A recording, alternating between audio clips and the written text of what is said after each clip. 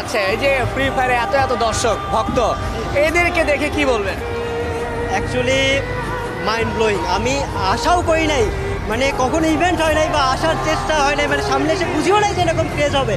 Actually আমি এসে প্রথম দিন আসার পর আমি যা সারপ্রাইজ যে কী হইতেছে ভাই।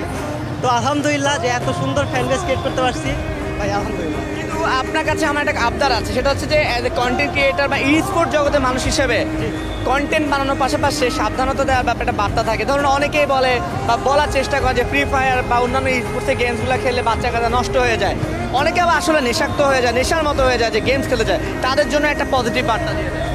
পজিটিভ বার্তা এটাই যে পড়াশোনাটা ঠিক রেখে তোমরা পার্ট টাইমে যেরকম আমরা মাঠে খেলতে যাই, এখন যাদের কাছে মাঠ নাই, খেলার জায়গা নেই, তাহলে ওই জিনিসটা গেমিংয়ের পিছনে কাজে লাগাতে পারে।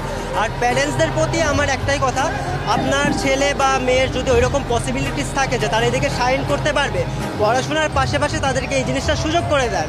যেরকম জবের জন্য মানুষরা চেষ্টা করে, সেরকম স্পোর্টসও একটা জব হবে ভবিষ্যতে, যেটা আমরা দেখতেছি কন্টেন্ট ক্রিয়েশন একটা জব হবে। বাইরের দেশে তাকালে এই জিনিসটা আমরা অ্যাকচুয়ালি এক্স্যাক্টলি লক্ষ্য করতে পারি যে তারা কন্টেন্ট ক্রিয়েশনের দিক দিয়ে কতটুকু আগায় গেছে। তো এইটাই আর কি, যে বাবা মার উদ্দেশ্যে আমি বলবো সন্তানদের সুযোগ দিতে থাকেন। আর সন্তান যারা আছে, আমাদের বয়সী যারা আছে, তাদের বলবো পড়াশোনা ঠিক রেখে পরে গেমিং করো, পরে যা হওয়ার হবে।